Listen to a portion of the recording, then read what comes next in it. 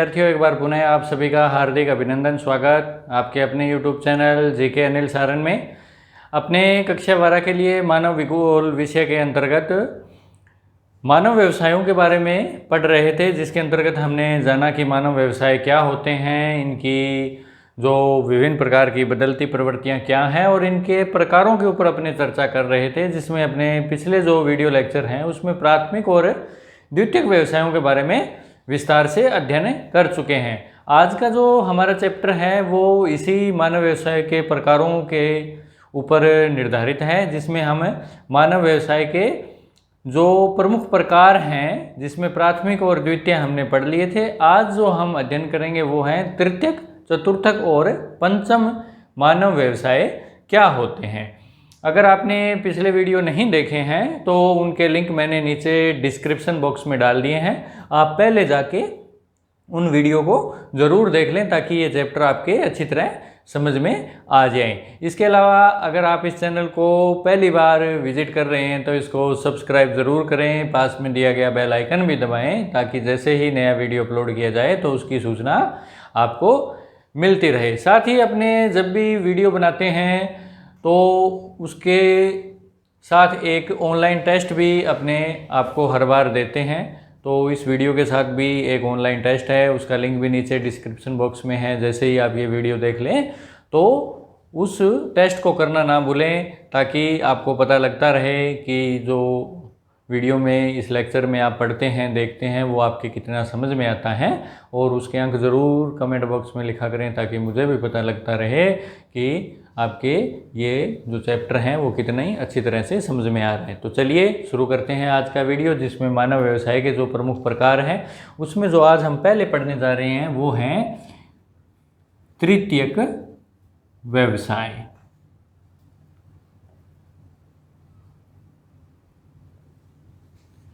तृतीयक व्यवसाय, देखिए तृतीयक व्यवसाय जो होता है, इस व्यवसाय के अंदर जो व्यक्तिगत और व्यवसायिक जो संस्थान होते हैं, फर्में होती हैं, उनके द्वारा जो सेवाएं दी जाती है मानव को या मानव समुदाय को, उन सेवाओं को शामिल किया जाता है।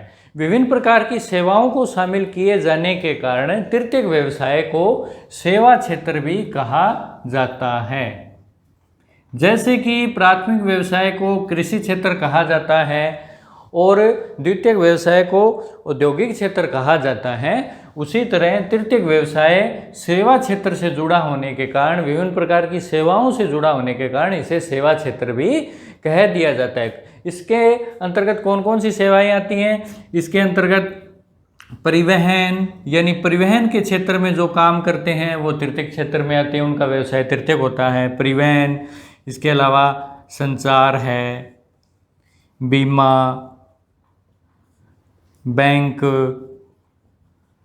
पर्यटन, उत्पादन और विनिमय। विनिमय यानी वस्तुओं को आपस में आदान प्रदान करना, क्रय विक्रय करना, विनिमय। इसके अलावा विभिन्न प्रकार की जो प्रत्यक्ष सेवाएं होती हैं, जैसे कि एक चिकित्सक है उसकी सेवाएं, एक अध्यापक और एक धोबी, एक नाई, इस तरह की जो सेवाएं करते हैं ये लोग जो हैं ये इन सेवाओं के बदले पारिश्रमिक प्राप्त करते हैं और इनकी जो सेवाएं हैं, इनके जो कार्य हैं, उनको सेवा क्षेत्र के अंदर रखा जाता है। तो इन सभी के जो कार्य हैं वो तृतीयक व्यवसायों के अंतर्गत आते हैं। तो ये होता है तृतीय व्यवसाय। तृतीयक व्यवसायों के बाद में जो अगला प्रमुख है वो है चतुर्थक व्यवसाय। चतुर्थक व्यवसाय, तृतीयक व्यवसाय के बारे में एक चर्चा अपने और कर लेते हैं चतुर्थक व्यवसाय को पढ़ने से पहले कि तृतीयक व्यवसाय जितने भी जो अधिकांश विकसित देश हैं, विकसित जो देश हैं, उनके जो अधिकांश लोग हैं वो तृतीयक व्यवसायों में लगे हुए हैं। यानी अधिकांश जनसंख्या विकसित देशों की तृतीयक व्यवसायों में संलग्न है, जबकि विकासशील और अल्प विकसित जो देश हैं उनमें तृतीयक क्षेत्र में जो लोग हैं वो कम लगे हुए होते हैं, वहाँ प्राथमिक में ज़्यादा होते हैं, कुछ द्वितीय होते हैं और अल्प मात्रा में तृतीयक में होते हैं। जबकि विकसित देशों में द्वितीयक और तृतीयक व्यवसायों में जो लोगों की संख्या है वो ज़्यादा होती है।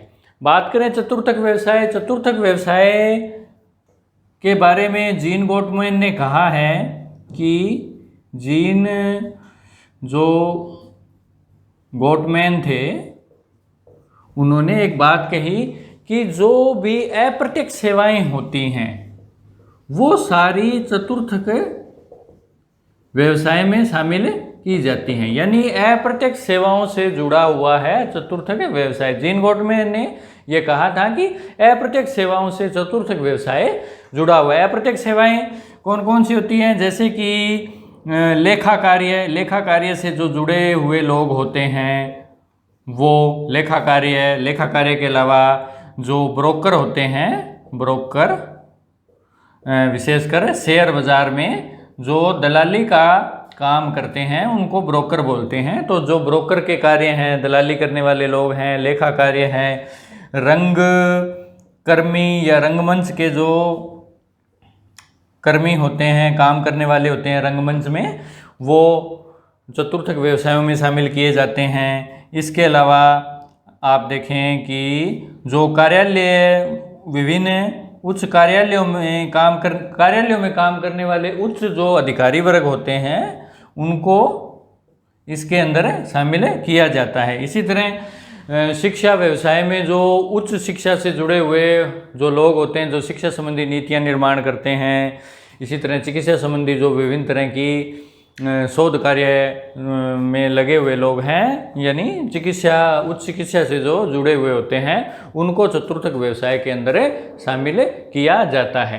तो एक तरह से आप देख सकते हैं कि तृतीयक व्यवसाय की तरह चतुर्थक व्यवसाय में भी सेवाएं ही हैं, यानी एक तरह से चतुर्थक और पंचम जो हैं वो तृतीयक व्यवसाय के उप क्षेत्र माने जाते हैं। जिस तरह तृतीयक व्यवसाय में सेवाएं शामिल होती हैं, उसी तरह चतुर्थक और पंचम व्यवसाय में भी विभिन्न तरह की सेवाओं को शामिल किया जाता है। अंतर केवल इतना है कि चतुर्थक और पंचम में उच्च सेवाओं को शामिल किया जाता है। जो विकसित देश होते हैं उसमें बहुत से लोग चतुर्थक व्यवसायों में संलग्न हमें देखने को मिलते हैं।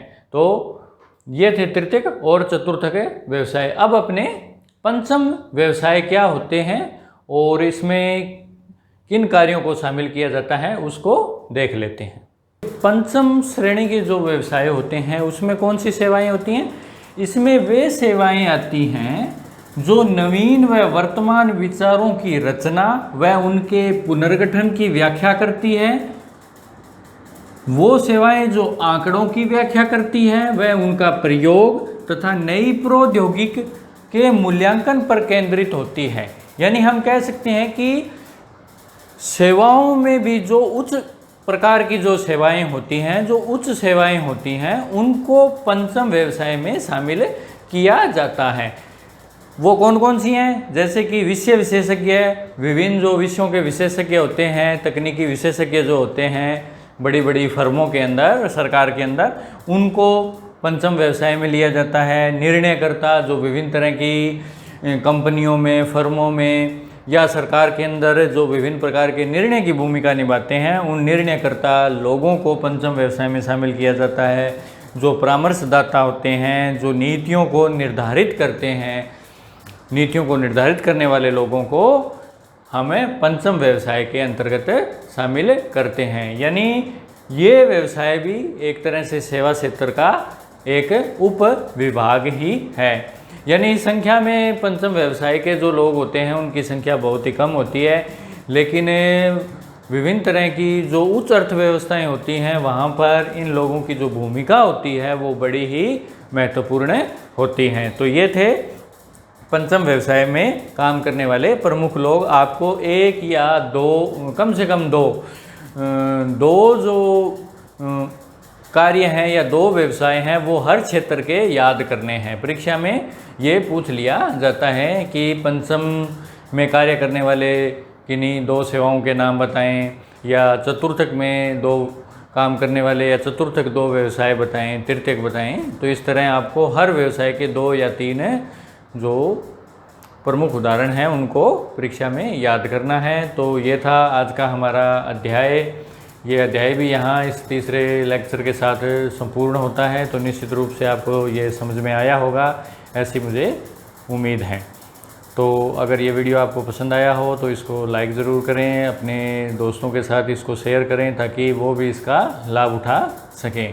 तो अब आखिर में आप जो आज का ऑनलाइन टेस्ट है उसको करना भी ना भूलें।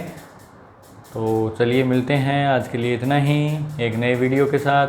तब तक के लिए जय हिंद, जय भारत।